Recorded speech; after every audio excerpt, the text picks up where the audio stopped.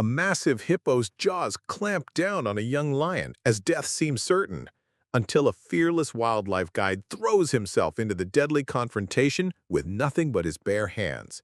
But what happened after the rescue left everyone speechless. Four adult lions emerged from the bush and did something that rewrote everything experts thought they knew about lion behavior and gratitude. This incredible act of interspecies recognition would challenge science forever. Before we jump back in, tell us where you're tuning in from, and if this story touches you, make sure you're subscribed, because tomorrow, I've saved something extra special for you.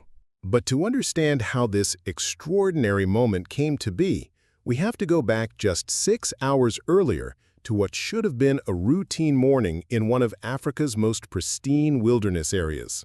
The Okavango Delta in Botswana stretched endlessly under the early dawn sky, its crystal-clear waterways reflecting the soft golden light that made this UNESCO World Heritage Site a photographer's paradise. Marcus Thompson, a seasoned wildlife guide with 15 years of experience in the African bush, was leading his final safari expedition before returning to his native Australia. His weathered hands gripped the steering wheel of the open-air Land Rover as he navigated the familiar network of game trails that crisscrossed this untouched ecosystem. At 38 years old, Marcus had dedicated his adult life to conservation and wildlife protection, earning a reputation among locals as someone who understood the language of the wild. This morning's expedition was particularly special. A documentary crew from National Geographic was filming the seasonal migration patterns of various species through the delta. The timing was perfect, with the annual floodwaters creating ideal conditions for wildlife viewing. Massive herds of elephants, graceful giraffes, and countless antelope species moved through the landscape in their ancient rhythms, while predators followed the abundant prey. The waterways themselves were teeming with life. Crocodiles basked on muddy banks, while hippos congregated in the deeper pools, their barrel-shaped bodies creating living islands in the flowing channels. Fish eagles soared overhead, and the air was filled with the symphony of hundreds of bird species that called this wetland paradise home. Marcus had chosen a route along the Famalakan River, known for its exceptional wildlife density and spectacular scenery. The area had remained largely untouched by human development, creating a rare sanctuary where animals could behave naturally without the stress of human interference. It was exactly the kind of pristine environment that made the Okavango Delta one of the world's last great wilderness areas, where the ancient dance between predator and prey continued unchanged for millennia. As the Land Rover rounded a bend in the river trail, Marcus brought the vehicle to a gentle stop at one of his favorite observation points. The morning light was perfect for filming, and the documentary crew quickly began setting up their equipment to capture the breathtaking panorama of African wilderness stretching to the horizon. Dr. Sarah Chen, the lead researcher, adjusted her telephoto lens, while her cameraman positioned the boom microphone to record the natural soundtrack of the Delta. But Marcus's attention was drawn to something far more interesting than scenic views. His trained eyes had spotted movement in a cluster of fever trees about 200 meters from the riverbank. There, partially hidden in the dappled shade, lay a small pride of lions that he had been tracking for several months. This wasn't just any pride. It was a family group that had become legendary among local guides for their unusual behavior and remarkable intelligence. The pride consisted of 4 magnificent adults. Themba, a powerful male with a distinctive dark mane that marked him as the group's leader. Nala, a seasoned huntress whose amber eyes missed nothing. Kisi, a younger female known for her fierce protective instincts. And Jabari, Temba's younger brother, who served as the pride's scout and sentinel. Together, they had successfully raised several generations of cubs in this territory, earning respect from both wildlife researchers and local communities. What made this pride truly special was their documented history of cooperative behavior that extended beyond typical lion social structures. Researchers had observed them working together in ways that suggested advanced problem-solving abilities and emotional intelligence that challenged conventional understanding of feline behavior.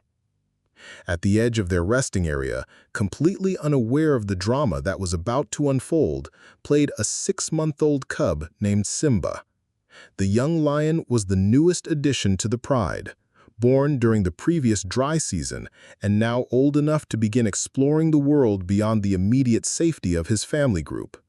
His playful energy and boundless curiosity made him both the pride's greatest joy and their most constant source of worry. But beneath the tranquil surface of the Thamalakane River, something far more dangerous than any terrestrial predator was stirring. In the murky depths of a deep pool just 50 meters from where the lions rested, one of Africa's most unpredictable and lethal creatures was beginning to show signs of territorial aggression. Goliath, a massive bull hippopotamus weighing nearly 4 tons, had been growing increasingly irritable as the drought season progressed and water levels dropped. Hippos are among the most dangerous animals in Africa, responsible for more human deaths than lions, leopards, and crocodiles combined. Despite their deceptively placid appearance, they are incredibly territorial, fiercely protective of their aquatic domains, and possess bone-crushing jaws that can snap a canoe in half with a single bite. Their massive canine teeth, some reaching over a foot in length, are designed to inflict devastating wounds on anything they perceive as a threat. Goliath was particularly notorious among local guides. At over 15 feet long and standing nearly 5 feet at the shoulder, he was one of the largest hippos ever documented in the Delta region. His scarred hide told the story of countless territorial battles, and his aggressive temperament had earned him a reputation as the undisputed ruler of this stretch of river. What made the situation particularly dangerous was the recent drought conditions that had forced Goliath's pod to abandon their usual deeper territories upstream. The receding waters had compressed multiple hippo groups into smaller areas, creating unprecedented competition for space and resources. Stress levels among the normally social animals had reached critical points, turning even minor disturbances into potential triggers for explosive violence. The positioning was catastrophically perfect for disaster. The lion pride's resting spot was located along one of the few remaining deep-water access points that Goliath's pod desperately needed. In the hippo's primitive but territorial mind, any activity near his claimed waterway represented an intolerable invasion that demanded immediate and violent response. Unknown to the peaceful morning scene above, Goliath had been monitoring the land-based activity for over an hour, his small eyes and flared nostrils barely visible above the water's surface as he tracked every movement with growing agitation. Completely oblivious to the mounting danger lurking in the river, young Simba continued his playful exploration of the world around him. The morning heat was beginning to build, and like all cats, he was drawn to the promise of cool water for drinking and the interesting scents that drifted up from the muddy riverbank. His natural curiosity, untempered by the hard-earned wisdom of experience, led him away from the safety of his sleeping pride. The cub's innocent wandering brought him closer and closer to the water's edge, where tracks from various animals created a complex network of paths leading down to the river. Zebra hoofprints, elephant footpads, and antelope slots marked the sandy bank as a popular watering spot. To young Simba, these were fascinating puzzles to investigate, each scent telling a story his developing senses were eager to decode. Marcus, observing through his binoculars, noticed the cub's movement toward the water but wasn't immediately concerned. Lion cubs often explored their surroundings, and the adults typically maintained watchful supervision. However, his years of experience in the bush had taught him to pay attention to subtle changes in animal behavior, and something about the morning felt different. The documentary crew was completely absorbed in filming a nearby herd of elephants, their cameras focused on the majestic giants as they moved through the fever trees. Dr. Chen was particularly excited about capturing footage of a mother elephant teaching her calf to use its trunk, unaware that a far more dramatic scene was developing just meters away. Meanwhile, Goliath's agitation had reached a boiling point. The young lion's approach to what the hippo considered his exclusive territory triggered every territorial instinct in his massive body. Preparing and narrating this story took us a lot of time, so if you are enjoying it, subscribe to our channel. It means a lot to us. Now back to the story. His 4-ton frame began moving through the water with deceptive silence, using the murky depths to mask his approach. Hippos are surprisingly agile in water, capable of running along the bottom at speeds that can easily overtake most land animals. The stage was set for a collision between innocence and fury, youth and prehistoric power, in a confrontation that would test the bonds between species in ways no one could have predicted. The attack came with the explosive force of a natural disaster. As little Simba bent down to drink from the river's edge, his small pink tongue barely touching the water's surface, Goliath erupted from the depths like a prehistoric monster. 4 tons of enraged hippopotamus launched skyward in a display of raw power that sent massive waves crashing across the riverbank. The hippo's enormous jaws, capable of exerting over 1,800 pounds of pressure per square inch, snapped shut around Simba's hindquarters before the young cub could even comprehend what was happening. The sound was horrific, a wet, crushing impact that echoed across the water like a gunshot. Simba's terrified roar cut through the morning air as Goliath began dragging him deeper into the river. Marcus's reaction was instantaneous and defied every rule of wilderness safety. Without a moment's hesitation, he vaulted from the Land Rover and sprinted toward the riverbank, his mind focused solely on one impossible goal: saving that cub's life. His years of experience told him this was suicide. Hippos in water were virtually unstoppable killing machines, and humans stood no chance against their overwhelming power. But Marcus didn't think about odds or survival statistics. He saw only a helpless young animal facing certain death, and every fiber of his being rebelled against standing by and watching it happen. As he reached the water's edge, he grabbed the largest branch he could find, a piece of driftwood about 4 feet long, and plunged into the murky river. The cold water hit him like a shock, but Marcus pushed forward, using the branch like a spear to jab at Goliath's massive head. His strategy was desperate but calculated: create enough pain and confusion to force the hippo to release his grip on Simba. The branch struck the hippo's sensitive nostrils and eyes, causing Goliath to grunt in surprise and momentarily loosen his hold on the cub. It was the opening Marcus needed. With lightning reflexes honed by years in the African bush, he grabbed Simba's front paws and pulled with every ounce of strength he possessed, fighting against 4 tons of prehistoric fury in a battle that seemed impossible to win. What followed was a brutal tug-of-war between human determination and primal fury.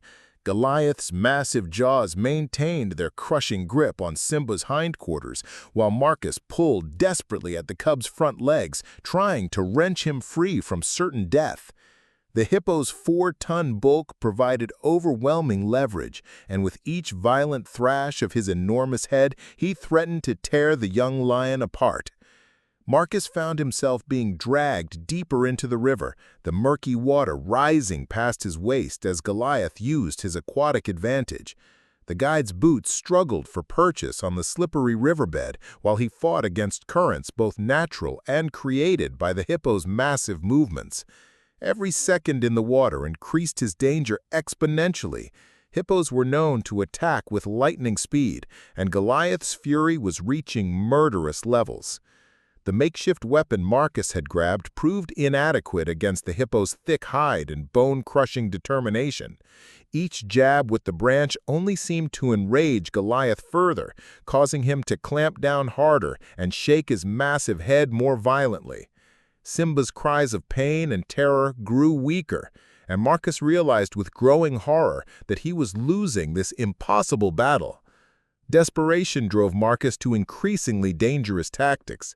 He abandoned the useless branch and began using his fists to pound against the hippo's sensitive eyes and nostrils, accepting the inevitable injuries to his hands in exchange for any chance of creating enough pain to force Goliath to release his victim. Blood from Marcus's torn knuckles mixed with the muddy river water as he fought with the fury of someone who had crossed the line between rational thought and pure protective instinct. The documentary crew on the riverbank watched in horrified fascination, their cameras now focused on a life-and-death struggle that was playing out like a scene from humanity's earliest nightmares. Dr. Chen screamed for Marcus to get out of the water, but her voice was lost in the chaos of splashing water, Goliath's thunderous grunts, and Simba's weakening cries. The battle had reached a critical point where both Marcus and the cub seemed destined to become victims of Goliath's territorial rage. As the struggle entered its most desperate phase, Marcus began to realize the horrifying truth. He was losing. Goliath's massive jaws showed no signs of loosening their death grip, and the hippo's 4-ton advantage was proving insurmountable. The guide's strength was rapidly fading as the cold river water sapped his energy, and the relentless pulling match took its toll on his muscles and joints. Worse still, Simba's movements were becoming increasingly weak and erratic. The young cub's initial terrified roars had given way to barely audible whimpers, and his golden coat was now stained with blood from the crushing pressure of Goliath's bite. Marcus could see the light beginning to fade from the cub's amber eyes, and the realization that he might be watching a young life slip away filled him with desperate anguish. The hippo's strategy was working exactly as nature had designed it. Goliath had dragged both Marcus and Simba into deeper water, where his aquatic superiority became overwhelming. The guide found himself struggling not just to save the cub, but to keep his own head above water as the powerful currents and Goliath's violent movements threatened to drag him under. Marcus's hands, torn and bleeding from his desperate assault on the armored hide, were beginning to lose their grip on Simba's front paws. The combination of blood, river water, and exhaustion was making it impossible to maintain the hold that represented the cub's only lifeline. Each slip of his fingers brought Simba closer to being dragged into the depths where no rescue would be possible. The documentary crew stood helplessly on the riverbank, their professional distance shattered by the raw horror of what they were witnessing. Dr. Chen had stopped filming entirely, her hands pressed to her mouth as she watched a man risk everything for a wild animal that nature seemed determined to claim. In that moment of ultimate despair, when human courage seemed insufficient against the brutal laws of nature, Marcus prepared himself for the heartbreaking reality that sometimes, despite our best efforts, we cannot save those who need us most. Just when all hope seemed lost, salvation arrived from an unexpected direction. The sound of Simba's distressed cries had finally penetrated the consciousness of the sleeping lion Pride, and what happened next would redefine everything researchers thought they knew about lion behavior and family bonds. Simba, the massive Pride leader, erupted from his resting place with a roar that shook the very ground. His distinctive dark mane bristled with fury as he processed the scene before him. His youngest Pride member trapped in the jaws of a hippo, and a human risking his life in a desperate rescue attempt. Without hesitation, the 400-pound lion launched himself toward the riverbank with the explosive power of a freight train. Behind him, Nala, Kessie, and Jabari followed in perfect formation, their collective roars creating a symphony of feline fury that echoed across the delta. This wasn't just a rescue mission, it was a coordinated assault by one of nature's most efficient killing machines, driven by protective instincts that transcended species boundaries. The lion's arrival changed everything.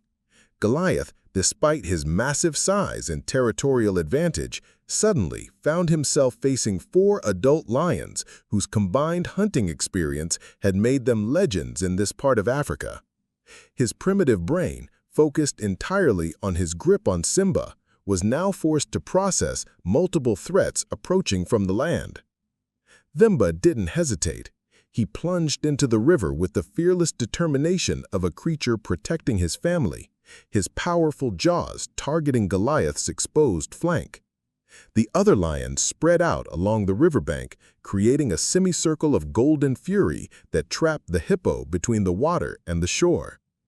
For the first time since the attack began, Goliath's confidence wavered. His small eyes, positioned high on his massive skull, swiveled frantically between the multiple threats surrounding him. The perfect ambush predator was now the one being hunted, and his territorial fury began to give way to something hippos rarely experienced: uncertainty. Marcus felt the immediate change in Goliath's grip as the hippo's attention divided between maintaining his hold on Simba and defending himself against 4 approaching lions. The coordinated lion assault was both spectacular and devastatingly effective. Temba's powerful jaws found their mark on Goliath's thick hide, while Nala and Kelsey positioned themselves to cut off any escape route back to deeper water. Jabari, using his reputation as the pride's most agile member, began a series of lightning-fast strikes at the hippo's vulnerable flanks, each bite calculated to inflict maximum pain and confusion. Faced with overwhelming opposition from multiple directions, Goliath's primitive survival instincts finally overrode his territorial fury. The mathematical equation of the situation had changed dramatically. Instead of one helpless cub and an exhausted human, he now faced 4 apex predators working in perfect coordination. His grip on Simba suddenly relaxed as he focused entirely on defending himself from the lion assault. Marcus seized the critical moment. With his last reserves of strength, he pulled Simba free from Goliath's loosened jaws and dragged the wounded cub toward the safety of the riverbank. The young lion was barely conscious but alive, his breathing shallow but steady as Marcus carried him clear of the water. Recognizing that discretion was the better part of valor, Goliath retreated to the deeper sections of the river, his massive bulk disappearing beneath the murky surface with surprising speed. The 4 lions maintained their aggressive postures until they were certain the threat had passed, their unified front having successfully driven off one of Africa's most dangerous predators. But what happened next left everyone speechless. Instead of simply reclaiming their injured pride member, the 4 lions did something that challenged every assumption about wild animal behavior. They approached Marcus, who was still cradling the wounded Simba, and rather than showing aggression toward the human who had interfered in their world, they began displaying unmistakable signs of recognition and gratitude. Temba, the massive pride leader, approached first. His amber eyes fixed on Marcus with an intelligence that seemed almost human, and slowly, deliberately, he lowered his magnificent head in what could only be interpreted as a gesture of acknowledgement and respect. The other 3 lions followed suit, creating a circle of protection around both the human rescuer and their injured family member. For the next 20 minutes, the world witnessed something that rewrote the textbooks on animal behavior and human-wildlife relationships. The 4 lions remained with Marcus as he tended to Simba's injuries, their presence creating a protective circle that defied every law of nature. When Marcus gently examined the cub's wounds, cleaning them with water from his canteen, the adult lions watched with calm attention, showing no signs of the territorial aggression that should have been their natural response to human interference. Most remarkably, when Marcus finally stood to leave, carrying the stabilized cub toward the vehicle where Dr. Chen waited with emergency medical supplies, Themba gently blocked his path. The massive lion looked directly into Marcus's eyes for several long seconds, then performed an action that left the documentary crew speechless. He gently touched his nose to Marcus's hand in an unmistakable gesture of gratitude and recognition. The footage captured that day would become legendary in wildlife research circles, studied by animal behaviorists around the world. It provided unprecedented evidence of complex emotional intelligence in wild lions, including their ability to recognize altruistic behavior from other species and respond with what could only be described as gratitude.